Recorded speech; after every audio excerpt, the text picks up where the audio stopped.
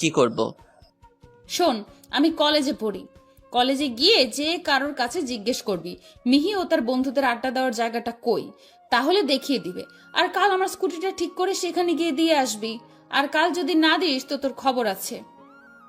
গন্ডিটার নাম তাহলে মিহি? ঠিক আছে, আমি কালই আপনার স্কুটিটা দিয়ে দিব। আর আমিও ওই কলেজেই ভর্তি হয়েছি।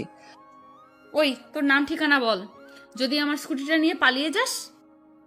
আমাকে কি আপনার চোর মনে হয়? হুম। কি? আমাকে কোন অ্যাঙ্গেল থেকে আপনার চোর মনে হয়? সব অ্যাঙ্গেল থেকেই। যতক্ষণ আমার স্কুটিটা ঠিক করে দিচ্ছিস, আমার স্কুটিটা ঠিক করে দেওয়ার পর তোকে ভালো করে দেখে বলবো তোকে আমার কেমন মনে হয়।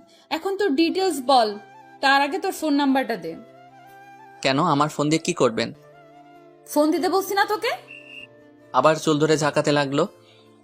ও মা গো, তোমার ছেলেটা সাদের চুলগুলো ছিঁড়ে ফেললো গো। আন্টি, ফোনটা নিয়ে আমার চুলগুলো ছেড়ে দিন প্লিজ।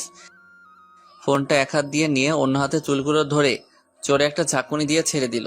সাথে হেডফোনটাও নিল। আমি আহ করে উঠলাম। এটা আমাকে আন্টি বলার শাস্তি। এবার পরিচয় দে, মিথ্যা বললে ফোন পাবি না। আমার নাম মেঘ, নাম তো শোনাই হোগা। ওই শালা, তোরে এত ভাব নিতে বলছি, ঠিক করে বল। বলছি আমি মেঘরাজ, সবাই মেঘ বলে ডাকে। বাবা সরকারি কর্মকর্তা, এখানে এবার ট্রান্সফার হয়ে এসেছে। মা গৃহিণী, ফ্যামিলিতে আরেকটা বড় ভাই ও ভাবি আছে। আমি এবার অনার্স প্রথম বর্ষের ছাত্র, বড় ভাই জব খুঁজছে। এবার আমার ফোনটা দিন। আর আপনার পরিচয়? আমি মিহি, আর কিছুই তোর জানার প্রয়োজন নেই। কাল যদি আমার স্কুটি না দিস তাহলে আমার ফুল পরিচয় জানতে পারবি। যা ভাগ। মেয়েটি, না না, মিহি চলে যেতে ধরলো। আমি স্কুটি ধরে দাঁড়িয়ে আছি। এই রে, গ্যারেজ কোথায় এটাই তো জানি না। স্কুটি ঠিক করব কিভাবে? মিহির থেকেই তো জানতে পারি। মিস মিহি, মিস মিহি। শালা শুনেও না শোনার ভান করে। এই যে মিহি আন্টি, বলার সাথে আমার দিকে ফিরে তেড়ে আসতে লাগলো। আমি স্কুটিটা স্ট্যান্ড দিয়ে দাঁড় করিয়ে একটু পিছে গিয়ে দাঁড়ালাম। ওই, তুই আবার আমাকে আন্টি বলেছিস? আজ তো তুই শেষ। আমার দিকে আস্তে আস্তে বলল কথাটা। আপনাকে আন্টি বলার পিছনে আপনার হাত আছে। আগে আমার কথাটা শুনুন, তারপর রাগ করেন।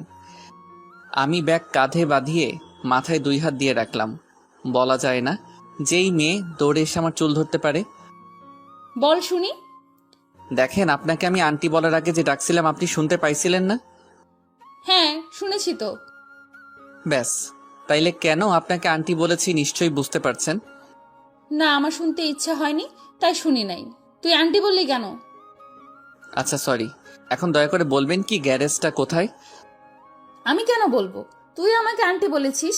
এখন যেখান থেকে পারিস কাল কলেজে ক্লাস শুরু হওয়ার আগে আমার স্কুটি ঠিক করে নিয়ে ওই জায়গায় হাজির হবি। এটাই তোর শাস্তি। বলে চলে গেল।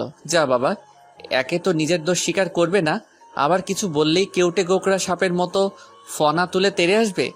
দেখে তো মনে হয় বয়সে আমার ছোট, তবে অবশ্য রাগলে তাকে বেশ লাগে। আমি স্কুটি ঠেলে কলেজ মোড়ে গেলাম। সেখান থেকে একটা লোকের কাছে গ্যারেজের ঠিকানা জেনে নিলাম। তারপর গ্যারেজে গিয়ে স্কুটিটা ঠিক করে রাখতে বললাম। তারপর কলেজে চলে আসলাম। কলেজে গিয়ে দেখি ক্লাস একটা প্রায় শেষের দিকে, তাই না ঢুকে বাইরে দাঁড়িয়ে আছি। এমন সময় একটা ছেলে, চুল এলোমেলো, আসলো দৌড়াতে দৌড়াতে। এসেই ক্লাসে ঢুকতে গেল, কিন্তু স্যার ঢুকতে দিল না। 5 মিনিটের মতো বাকি আছে তাই হয়তো। ছেলেটা বাইরে দাঁড়িয়েই জোরে জোরে শ্বাস নিচ্ছে। মুখে তার মুচকি হাসি দেখে মনে হচ্ছে যেন এভারেস্ট জয় করছে। আমি তার কাছে গেলাম, বললাম, এক্সকিউজ মি ভাই, আপনি কি ফার্স্ট ইয়ারের স্টুডেন্ট? জি, আপনি? জি আমিও। আমি মেঘ, ফ্রেন্ড। আমি নাইম, ফ্রেন্ড। তাহলে তুই করে বলি। অবশ্যই, কিন্তু তোকে তো আগে কখনো কলেজে দেখি নাই। আমি তো এখানে আসছি আজ 3 দিন হচ্ছে, দেখবি কি করে? বাবা সরকারি চাকরি করে, ট্রান্সফার হয়েছে, তাই এই এলাকায় আসা। আগে অন্য এক কলেজে পড়তাম। বুঝলাম। কিন্তু তোর বিষয়টা আমার মাথায় ঢুকলো না। এমন ভাবে দৌড়ে আসলি যেন তোকে কুত্তায় ধাওয়া করছে। ভাই আর বলিস না, আমার একটা কিউট সুন্দর দজ্জাল বোন আছে। সবসময় আমার পিছে লেগে থাকে। আর সে রাগী প্লাস গুন্ডি, কিছু বললেই আমার উপর টর্নেডো চালাই। ছোট সন্তান, তাই বাবা মাও অনেক বেশি ভালোবাসে আর সব সময় ওর পক্ষ নিয়ে কথা বলে। আজকে সকালে ঘুমাইছিলাম, কলেজে না আসার ইচ্ছা ছিল। ভাই কি বলবো, বোনটা কই থেকে এসে চুল ধরে টেনে তুললো, তারপর আচ্ছা মতো কেলালো আর বলল শাহজাহান স্যারের ক্লাস চলাকালীন কলেজে উপস্থিত না হতে পারলে বাসায় গেলে আবার কেলাবে। ভাই ভালো স্টুডেন্ট হওয়ায় স্যারদের সাথেও তার ভালো সম্পর্ক। আমি নিশ্চিত ওই স্যারের কাছে ফোন করে শুনবে, আর স্যার যদি না বলে তাহলে আমাকে কাপড় কাচার মতো করে ধোলাই দিবে। জানি না কার উপর রাগ করছে, আর সেই রাগ আমার উপর ঝাড়ছে। সবসময় অন্যের রাগ আমার উপর ঝাড়ে। হাহা, শুনে মজা পাইলাম। একদিন দেখাস তোর বোনকে। আমাদের কথা বলার মাঝে স্যার বেরিয়ে গেলেন। আমরা ক্লাসে গিয়ে বসলাম, একে একে সবগুলো ক্লাস করলাম। নাইম ওর বন্ধুদের সাথে আমাকে পরিচয় করিয়ে দিল। একদিনেই নাইম ও তার বন্ধুদের সাথে ভালো সম্পর্ক গড়ে উঠল। কলেজ শেষে বাসায় আসলাম, তারপর খেয়ে একটা ঘুম দিলাম। ঘুম ভাঙলো ফোনের টোনে। ফোন হাতে নিয়ে দেখি নাইম ফোন দিছে। ফোন রিসিভ করার পর, হ্যালো বল। আমরা সবাই কলেজ মোড়ে আড্ডা দিতেছি, তুই আয়। আচ্ছা 5 মিনিট অপেক্ষা কর, 10 মিনিটে আসতেছি। আমি ফ্রেশ হয়ে কলেজ মোড়ে গেলাম। সেখানে পৌঁছে দেখি নাইম, রাকিব, শিহাব, স্বপ্নিল, ইসমাইল, উজ্জ্বল তারা বসে আড্ডা দিচ্ছে। ওরা সবাই ফ্রেন্ড। আজ কলেজে নাইম ওদের সাথে পরিচয় করিয়ে দিয়েছিল। আমি ওদের কাছে গেলাম, ওরা আমাকে বসার জায়গা করে দিল। আমি বসে বললাম, কিরে সবাই মনে হয় নাইমকে পচাচ্ছিস? দূর থেকে দেখে তাই মনে হলো। হরে ভাই, শালা সবগুলোর গার্লফ্রেন্ড আছে, আর আজ আমার নাই বলে। শালা গার্লফ্রেন্ড বানাতে গেলে সাহস লাগে, তোর তো বেটা সেটাও নাই।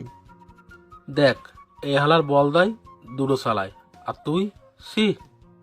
দেখলি ভাই, আজ আমার গার্লফ্রেন্ড নেই বলে এরা আমাকে কেমন করে অপমান করে। যা, তোকে কাঁদতে হবে না, আমি হেল্প করব তোর চরিত্র থেকে গার্লফ্রেন্ড না থাকার কলঙ্কটা মুছতে। আগে বল, তোর পছন্দের কেউ আছে নাকি? না। ঠাস ঠুস ধুরুমধারাম, বুঝলেন না তো? নাইমের পাশে শিহাব বসেছিল। ওই হালায় আবার বেশ মোটা গোটা। ওই নাইমের মাথা নিচু করে ধরলো। অমনি সবাই নাইমের পিঠে যে যেমন পারলো হাত সাফ করলো, আমি বাদে। মিনিট খানেক পর ওকে ছেড়ে দিল। ও মারে জ্বলে গেল। শালা আমার যেদিন গার্লফ্রেন্ড হবে সেদিন তোদেরকে এক এক করে দেখে নিব। সে তোর হলে দেখা যাবে। এই মেঘ, হালাই মিথ্যা বলছে। সেই ক্লাস 10 থেকে একটা মেয়েকে পছন্দ করে, কিন্তু বলতে পারে না, শুধু আমাদেরকে বলে দিতে বলে। ইন্টার ফার্স্ট ইয়ারের সময় আমরা জোর করে ওকে ওই মেয়ের কাছে প্রপোজ করতে পাঠাইছিলাম। হালাই কি বলছিলি জানি না, ফুলটা দিয়ে